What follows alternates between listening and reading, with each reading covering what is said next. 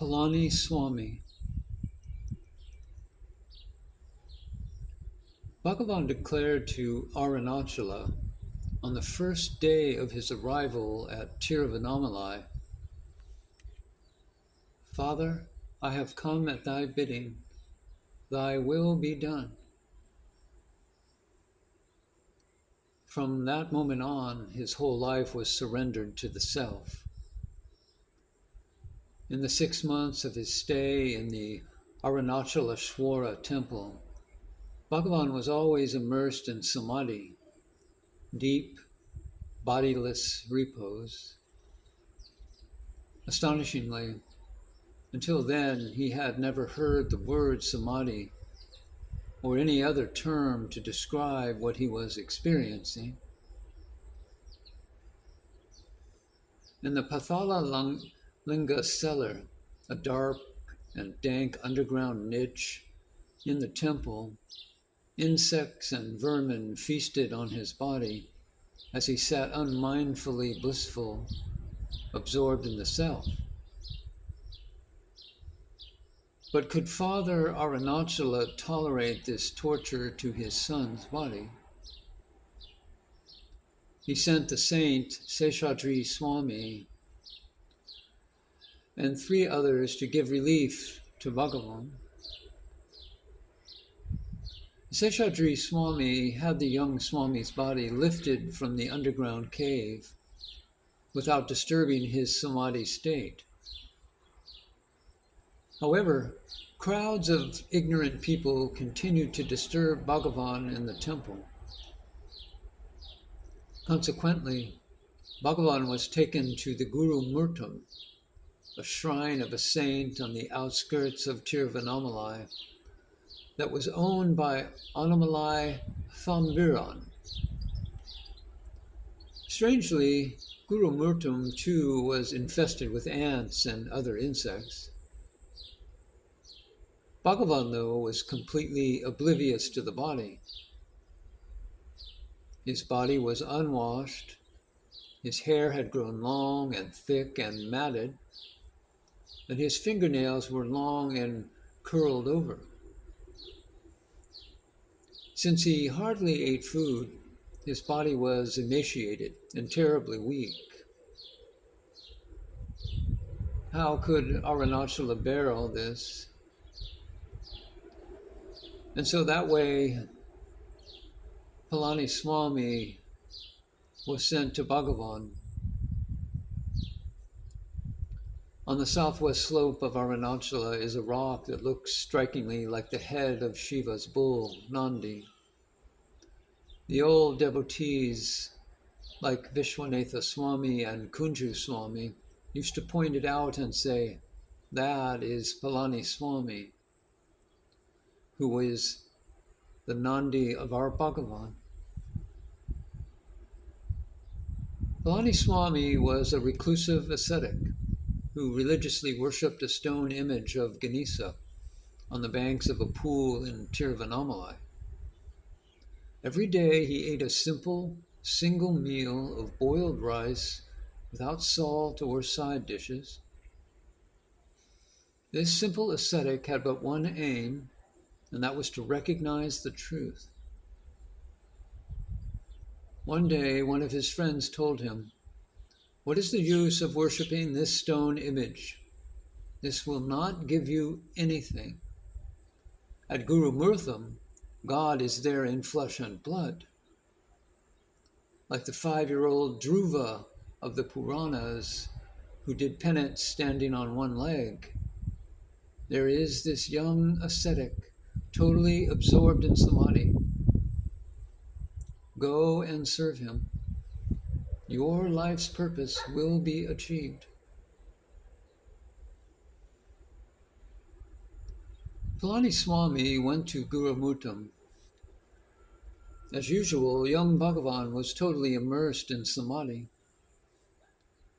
The very first sight of him shook Palani Swami to his roots.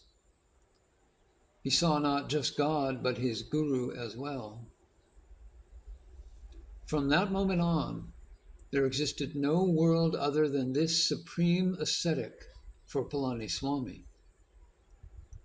Being an ascetic himself, he could perceive the young saint's depth of spiritual surrender. He vowed to himself, "I will serve this saint until death." He began to serve Bhagavan. While Bhagavan was in samadhi, people would come and touch his body, shake him, and try to talk to him. Palani Swami's duty was to protect this physical form and ensure that this highest spiritual state was not disturbed. He saw to it that even insects did not bother the master any longer. He would feed Bhagavan one cupful of whatever food was collected. In this way, Bhagavan had at least some food every day. He even raised a fence with a gate around Bhagavan. And whenever Palani Swami had to go out, he would lock the door so that nobody could bother Bhagavan. In this manner, he attended on Bhagavan for 18 months, night and day. Sometime later, Bhagavan had to move out of these premises. In the next compound was a mango orchard. Its owner requested Bhagavan and Palani Swami to come and stay there in a thatched hut made of coconut leaves. Palani Swami and Bhagavan stayed there undisturbed for 6 months, as curious visitors were strictly prohibited from entering by the orchard's owner. This was the time when another faucet of Bhagavan opened up. Palani Swami was 30 years older than Bhagavan and held a fatherly affection for him. And like a caring father, Palani Swami would go to the town and get books for his godson to read. This was how Bhagavan first read the Kavalya Navanitam, the Vedanta Chudamani, the Aja Atma Ramayanam, the Yoga Vasistam, and many other works. On reading some of these books on Advaita and Vedanta, he recognized that these books were describing what he had experienced at the age of 16. This was where he learned words like Samadhi, Atma, Maya, and Samsara. It was the will of Arunachala, the still and omniscient self, that Bhagavan abide in his state of awareness and reveal to humanity that it is the same nameless self, existence, or heart, which always is in every being. In order to communicate this, such an education was indispensable. Bhagavan's fluency in scriptures and Vedantic language had its roots in this phase of his life. Sometime later, the owner of the orchard wanted them to vacate the premises. They moved to the Arunachala temple. There, Bhagavan told Palani Swami, "You go begging that way, and I will go begging this way." Bhagavan himself has described how he would go stand in front of a house, clap his hands twice, and wait. If the house owner gave him some food, he would receive it in his hands and eat it immediately. Then, without feeling the need to wash his hands, he would wipe them on his hair. Later, Bhagavan recalled, "When I was doing that, I felt I was the single sovereign monarch of the world." That is why Bhagavan declares that true renunciation is not only rejecting the notion of ownership, but also not feeling dependent on anyone or anything. He would not beg a second time from the same house. Consequently, he ended up begging in almost all the streets and houses in Tiruvannamalai. In the Arunagirinathar temple, crowds of people began to harass him. They could not understand why Bhagavan was in samadhi all the time. When Palani Swami was not present, they would disturb him. Palani Swami noticed a small hillock and moved Bhagavan there. Throughout Palani Swami's relationship with Bhagavan, he was always in the background because his duty was to preserve the physical body of Bhagavan and see that his samadhi state was not disturbed. He never interfered with the other activities of Bhagavan. Gradually, the reputation of Bhagavan spread through the town, and a few people started gathering. Palani Swami went in search of another place and noticed the Virupaksha cave on Arunachala's slopes.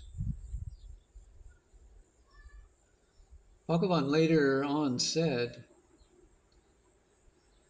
"When we went to Virupaksha cave for the first time, there was nothing there except an earthen pot." A few years later, some women devotees started serving food there during the daytime. Other attendants like Perumal Swami and Aya Swami and Kanda Swami also joined him in the course of the years. But Palani Swami also remained the primary attendant. It was here that Bhagavan learnt Malayalam. Palani Swami had taken a vow that he would eat his single meal of the day only after reading a page from the Malayalam version of the Atma Ramayana. He followed this self-imposed restriction all his life. Though Palani Swami's mother tongue was Malayalam, he could not read it fluently. So it took a long time before he finished his daily reading. The other devotees and Bhagavan used to wait for Palani Swami to finish before they all sat down to eat. One day, Bhagavan asked Palani Swami whether his vow to read a page a day had the stringent stipulation that he himself should read it, or whether it was enough that he listened to someone reading it aloud for him. Palani Swami consented to the latter, and Bhagavan himself undertook this daily task. Bhagavan had no knowledge of Malayalam, as his mother tongue was Tamil. Bhagavan therefore requested Palani Swami to teach him Malayalam. Within no time, Bhagavan picked up the language well enough to read, write, and understand. And from then on, thanks to Bhagavan, Palani Swami got his daily dose of the Adhyatma Ramayana, and everyone got to eat in time. Later in his life, Kunju Swami told me that Bhagavan was an ekagrahi, which in Sanskrit means one with one pointed observation. Just as the negative of a photograph gets imprinted with an image when once exposed, Bhagavan had a photographic memory. Once he looked at a passage, there was no need for him to refer to it again. One day, someone put a statue of Ganesa in a niche inside Virupaksha cave. Overwhelmed, Palani Swami requested Bhagavan, "Why don't you make some offering to Lord Ganesa?" Bhagavan's way of making an offering was not through food or garlands or flowers, but through verse. This turned out to be the first verse composed by Bhagavan, where he states, "Lord, with a big and fat belly residing in the niche, you who allowed your father to go around begging, At least now shower your grace of glance on the son of that father.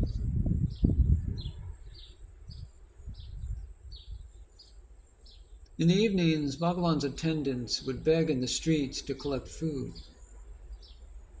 The traditional song they sang to collect alms was by Adi Shankara.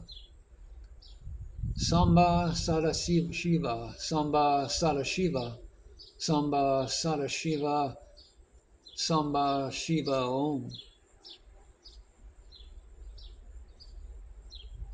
When the people of the town heard this refrain, they would be ready with food, knowing that Bhagavan's attendants were coming. Knowing this, some miscreants began to go ahead of them, sing the same song, and collect the food instead. So Bhagavan's attendants requested him, "Please compose a song we can sing exclusively to collect alms." Bhagavan, in his usual manner, kept silent. The next day, when they were going around the hill, Palani Swami called Ayya Swami, the most literate among them, and said, "Bhagavan is murmuring something. Perhaps he is composing some verses. Take this paper and pencil." During that one circumambulation, the pradakshina of the hill, Bhagavan composed 108 verses. Ayya Swami faithfully took these down. It's titled The Marital Garland of Letters. It is one of the most spiritually moving devotional hymns ever written. One of his later devotees, Arthur Osborne, told me once that he had read 3,000 books of poetical verses in English, many of them devotional in nature. He said none excelled these verses in devotion and wisdom.